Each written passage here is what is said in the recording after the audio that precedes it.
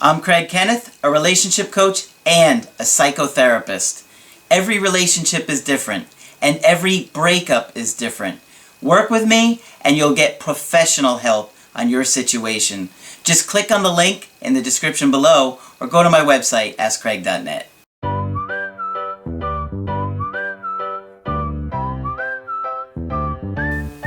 Hi there, I'm Coach Kenneth, and in this video I'm going to be talking to you about we talked in circles. Well, have you ever been going through a breakup and you just find yourself in the same discussion over and over and over again with your partner or your ex that you're trying to convince desperately to work things out with you? It's terrifying. It's like you're hanging over the edge of the cliff and you don't want to let go because you feel like if I let go, that's it, I'm done, it's over. And you feel like you're dying inside, right? Like you'd literally be falling to your death. I've done it. I could tell you many, many years ago, I remember one girl in particular that I dated that I just kept saying the same things over and over again, and the conversation went on and on and on, and I walked around the house pacing. My anxiety used to be so much higher than it was, or is now, that I used to pace a lot. I used to go for long walks, and it was like I had all this energy that I had to get out, so I would walk around the house like a crazy man, back and forth in circles. As a matter of fact, I've always just had that energy, like even before I got up on stage, when I first started doing comedy, I would walk around the parking lot going over the jokes in my head because I wanted to, make sure that when I was up there on stage that I had the timing right, and it was a way for me to feel like I was in control over that situation. And I guess in a sense, it's the same thing when you're having that conversation over and over and over again with that person, and they're trying to be patient with you, but ultimately they're not changing their mind, because that's not when they're going to change their mind, is in that moment, because they've made their decision.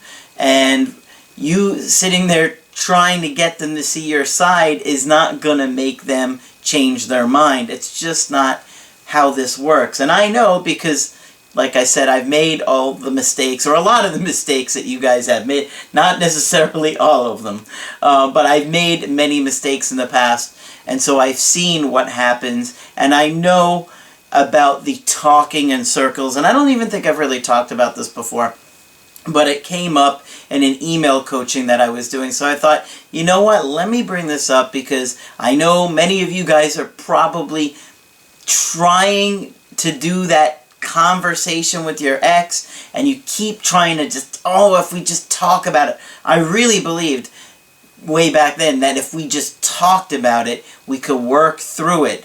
But that's just not what happens in that situation. Not when they've made up their mind to end the relationship. Yes, if they're still in it and they're, not to that point yet, it's a different story. You can try and obviously talk about things and work through them, but when they've made that decision, it's hard to let go. It's hard to stop talking about it, because it's like, if I stop talking about it, that's it, it's over. Fortunately, that isn't how it works. Trying to have that conversation over and over and over again is only going to make the situation worse, because they're going to get really frustrated and angry. And I could imagine that the girl that I did it to, that I could think of, she was probably really frustrated with me, because I, genuinely really cared about this girl and was hoping to work through it, obviously, like all you guys are too, but I couldn't see that it was just making her frustrated at me and aggravated, and so I'm guilty of it too. But this email that I'm going to talk about is from a woman in her early 40s that is dating a guy that's just a little bit younger than her. And they were together for just under a year. So she was telling me about the situation, and she said that we met in a dating app. We went out on 2 dates, and then he came over and wanted to sleep over every night. So, obviously, things got heated very quickly with you two, to the point where he's coming over every night. Obviously, that's rushing it a little bit, but, you know, sometimes that happens when you really like somebody. He left to go out of town for almost a month and called me on WhatsApp every day. He told me he was afraid to lose me. So he's gone for almost a month, and so he's probably thinking, oh, I'm in this new relationship. What if she finds somebody else? What if she doesn't want to wait for me? And he's getting scared. He came back and we resumed coming over every day. He had a roommate, I didn't. He loved coming over to my house. He lived 15 minutes away and would go home first, then go see his mom, who lived about 5 minutes from her house. I think she meant his house. He grocery shopped and cooked for me every night. His choice. Okay, so she was talking a little bit about his childhood and said that he was born in another country. His father and older brother immigrated to the U.S. when his mother, older sister, and he came when he was about 13. Once he was in the U.S., his father divorced his mom and moved away from the family, leaving the brother to live with them. He no longer has a relationship with his dad. However, his brother does. On Mother's Day, there was a big fight. Boy, there's always a fight on Mother's Day, isn't there? And the older sister does not speak to the mother. Wow, so there's a lot of family turmoil here. These are the only family he has, and they do not communicate, but see each other every week. Oh, that must be fun. They don't communicate, but they see each other every week and torture each other. I have to be around you. I can't not be around you, but when I'm around you, we're not going to have a good time. Okay. So, according to her, she was telling me about the breakup, and she said initially he began to pull away when his mother became diagnosed with cancer. He said he did not have the energy to be there for his mother and have a relationship. Well, that would be incredibly difficult for him to try and be there for you and his mom at the same time. And that would put a lot of pressure on the relationship. With his mother's diagnosis, he's coming over. I got anxious and began to go to his house. He concentrated on his mom. He began to clean and paint his apartment. We saw each other only at night. I could tell he did not care for me to be there, but I could feel him pushing away. Your videos taught me that he needed space, and I pushed. Well, you know, he was dealing with a mom that had cancer. I don't know if she's terminally ill at this point, but, you know, it's incredibly difficult to go through a situation like that, and it puts tremendous pressure on you. I don't know if he was the one primarily responsible for helping care for mom, and seeing her go through that can be very, very difficult. Could cause tremendous amounts of anxiety, stress, depression, especially if there's a lot of unmet wounds there, or a strain in the relationship, or something going on with him and mom. He told me that he had to mend his relationship with his mother. Yep, see, he had to mend the relationship. So obviously there was a lot of strain there, a lot of guilt, and he was feeling really bad, obviously, that she's going through that.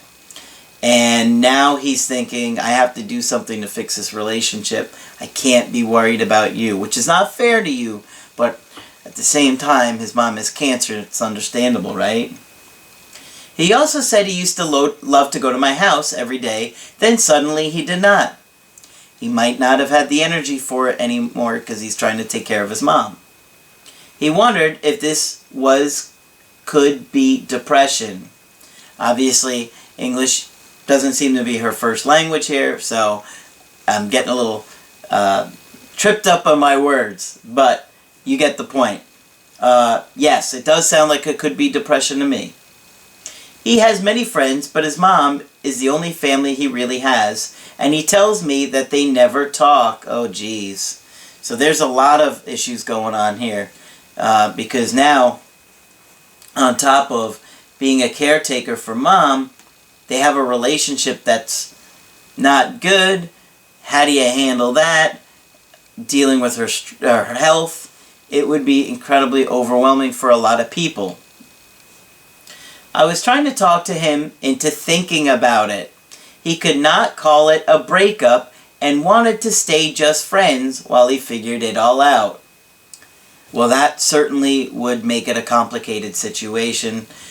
He's saying he just wants to be friends, and, you know, it's tough, because if you really love this guy and care about him, do you want to just stay his friend and be there for him in this time? It's like kind of putting your life on hold, and then part of you might be thinking, well, if we're going to be in a long-term relationship, things like this are going to happen. Are you going to walk away every time this happens?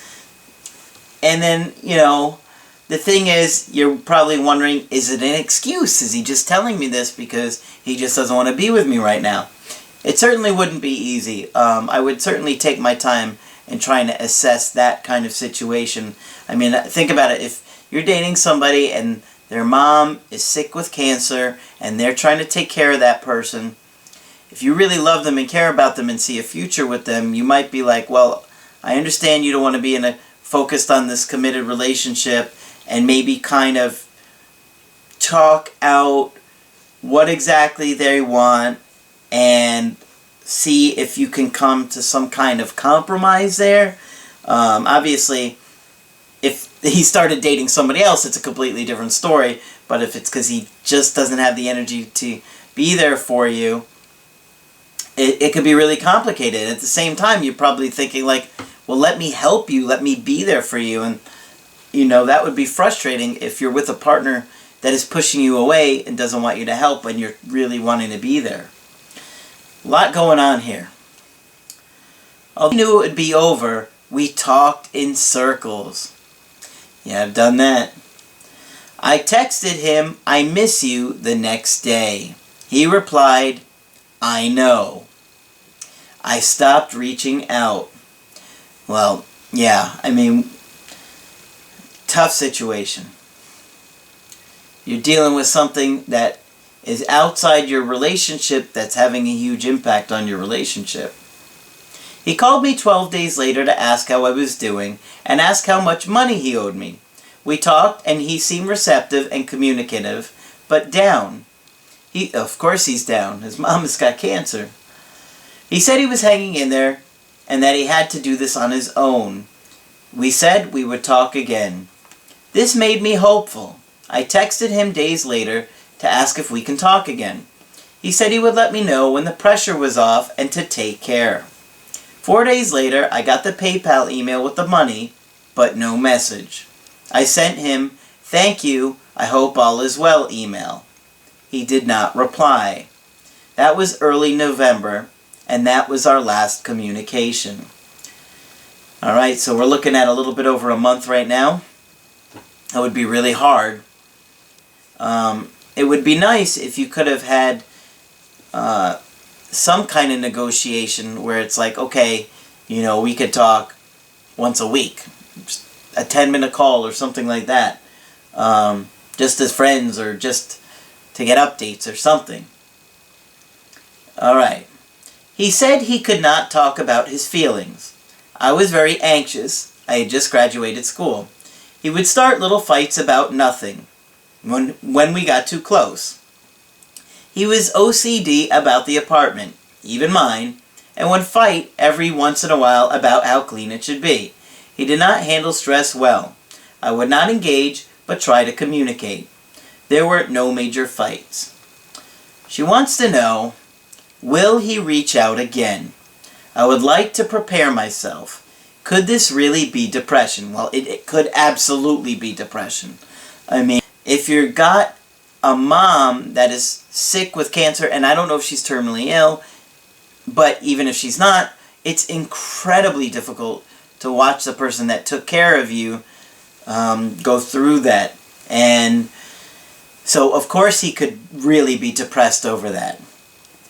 How can someone who wanted to be so close to you in the initial part of dating feel so smothered in the end?